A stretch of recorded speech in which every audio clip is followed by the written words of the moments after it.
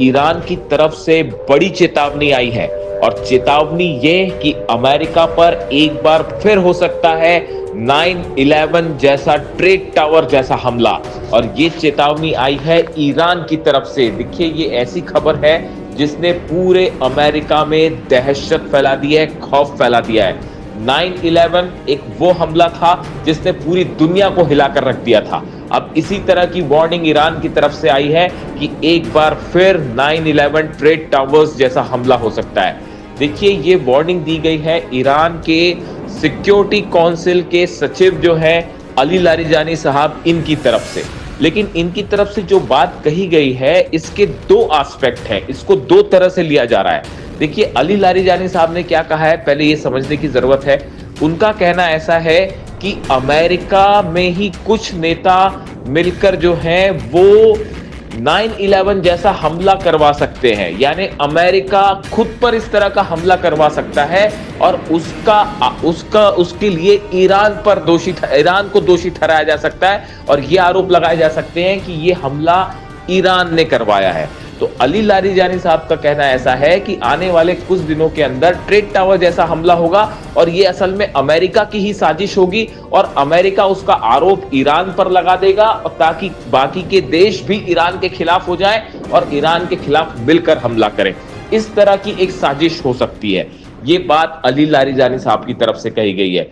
लेकिन एक्सपर्ट्स जो हैं, जो एनालिसिस कर रहे हैं इस बयान का, उनकी तरफ से एक बात और कही जा रही है। उनकी तरफ से बात यह कही जा रही है कि क्या इसका मतलब ये निकाला जाए कि ईरान ने अमेरिका को ये वार्निंग दे दी है कि आने वाले वक्त में अब 9/11 जैसे हमले होंगे अमेरिका में।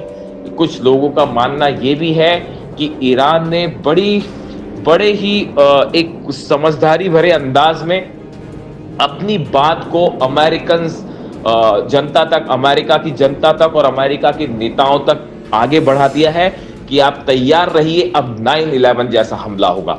अब ये दो इसके एनालिसिस हो रहे हैं इस बयान के।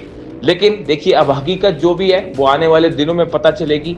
लेकिन जिस तरह से ये चेतावनी आई है, उसने एक बार फिर पूरे दुनिया में जितने सुरक्षा एक्सपर्ट्स हैं उनके लिए, अमेरिका की जो सुरक्षा एजेंसीज हैं उनके लिए एक बड़ी चेतावनी जारी कर दी है। 9/11 एक ऐसी घटना थी जिसने पूरी दुनिया में एक सनसनी फैला दी थी और उसके बाद जो उसके परिणाम हुए वो भी सबने देखे। अब क्या ईरान के खिलाफ जो ये युद्ध छेड़ा गया और ईरान में जो हमले हुए, सुप्रीम लीडर का असैसिनेशन हुआ, क्या उसके बाद अब अमेरिका में घुस के हमले होने वाले हैं?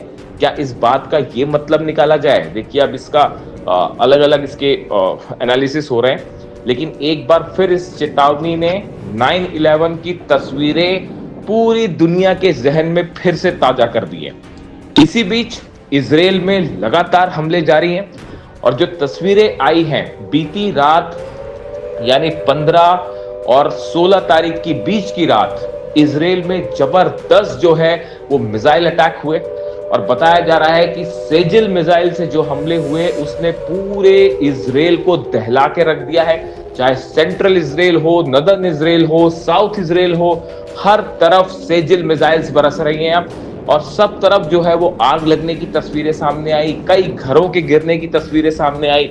लोग जो है वो पैनिक सिचुएशन में है, बंकर्स में छुपे हुए हैं, कई जगह बंकर्स को तोड़ते हुए मिसाइल्स जो है अंदर जाके फट रही हैं। ये हालात इस ओर इशारा कर रहे हैं कि इजराइल वो तबाही देख रहा है जैसी तबाही आज से पहले कभी इजराइल ने नहीं देखी। शायद किसी को इस बात का अंदाज नहीं था कि ईरान की मिसाइल्स इस कदर से जो है भारी साबित होंगी और इजराइल का डिफेंस सिस्टम पूरी तरह से ध्वस्त किया जा चुका है। देखिए, कोई भी डिफेंस सिस्टम जो है अब वो इस लायक, इस हालात में नहीं है कि ईरान के मिसाइल्स को रोके। इजराइल में जो हमले हो रहे हैं उसके बाद बड़ी संख्या में लोग सड़कों पर आए और नेतन्याहू के खिलाफ, इजराइल की गवर्नमेंट के खिलाफ उन्होंने नारेबाजी शुरू कर दी और ये कहा जा रहा है कि इजराइल की जनता इस बात से सख्त नाराज है कि आखिर क्यों उसे इस वॉर में खींचा गया, ईरान पर हमले क्यों किए गए।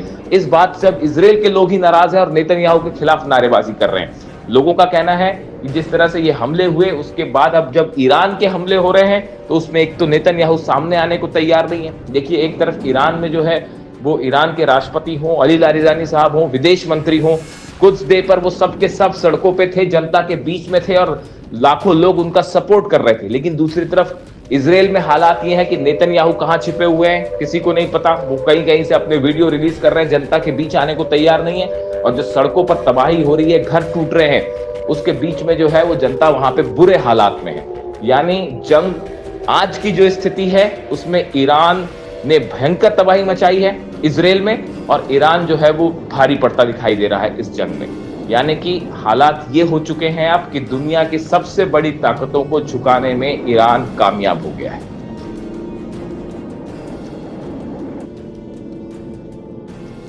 देखिए आपके क्या व्यूज़ हैं इसको लेकर, कमेंट करके बताइएगा। जो भी जुड़ा अपडेट होगा वो मैं अगली वीडियो में आपको बताऊंगा। Thank you so much.